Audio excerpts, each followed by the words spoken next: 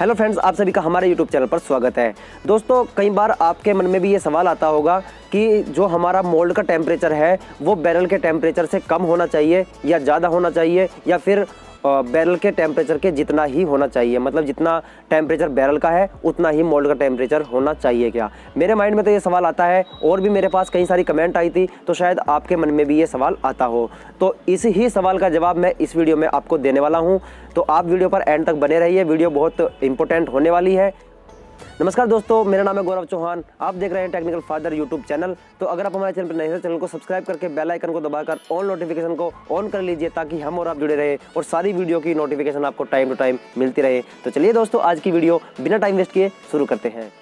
तो दोस्तों, मान लीजिए कि बैरल का टेम्परेचर है 220 डिग्री सेल्सियस, ठीक है। उसमें कोई हमारा पार्ट बन रहा है, मटेरियल पिघल रहा है। पार्ट बनाने के लिए मटेरियल मेल्ट हो रहा है हमारे 220 डिग्री सेल्सियस के टेम्परेचर पर, ठीक है। वो मेल्ट हो जाएगा, उसके बाद इंजेक्शन होएगा। इंजेक्शन होने के बाद मोल्ड में मटेरियल चला जाएगा, ठीक है। मोल्ड में मटेरियल जाएगा वहाँ पे पार्ट बनने के लिए। वहाँ पे कूलिंग भी चलती रहती है, कुछ कूलिंग पानी के द्वारा होती है, कुछ हवा के द्वारा होती है और कुछ ऑयल के द्वारा भी होती है, ठीक है।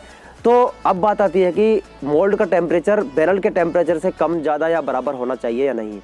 तो दोस्तों, अगर आप सोच रहे हैं कि मोल्ड का टेम्परेचर बैरल के टेम्परेचर के जितना ही होना चाहिए, तो आप गलत हैं। क्यों, ये समझिए पहले।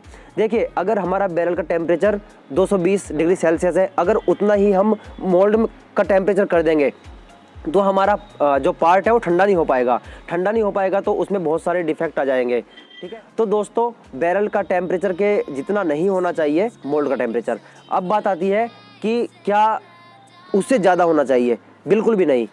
बैरल के टेम्परेचर से भी मोल्ड का टेम्परेचर ज़्यादा नहीं होना चाहिए, क्योंकि वही बात आ जाती है, अगर वहाँ पे मटेरियल पिघला पड़ा है और मोल्ड में हम ज़्यादा टेम्परेचर कर देंगे तो वहाँ पे कैसे ठंडा हो पाएगा, और मटेरियल ठंडा नहीं हो पाएगा तो पार्ट कैसे बन पाएगा, ठीक है।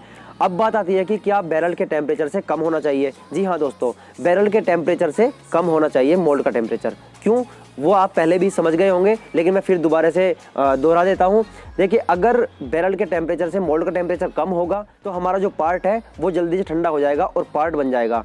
पार्ट बनने के बाद उसमें जो श्रिंकेज वगैरह जो डिफेक्ट आएंगे वो बहुत कम आएंगे, ना के मात्र आएंगे। कभी कभी आ भी जाते हैं, क्योंकि परफेक्ट तो कोई भी चीज़ नहीं बनती।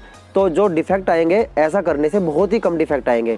तो सीधी सी बात यह है कि मोल्ड का टेम्परेचर बैरल के टेम्परेचर से हमेशा कम रखना चाहिए, होता भी कम ही है। तो दोस्तों, आज की वीडियो में सिर्फ इतना ही। मिलते हैं फिर किसी नई वीडियो में किसी नए कंटेंट के साथ। तब तक के लिए अपने आसपास सफाई रखिए, अपना ख्याल रखिए, अपने घर वालों का ख्याल रखिए, अपने परिवार का ख्याल रखिए। तब तक के लिए जय हिंद, वंदे मातरम।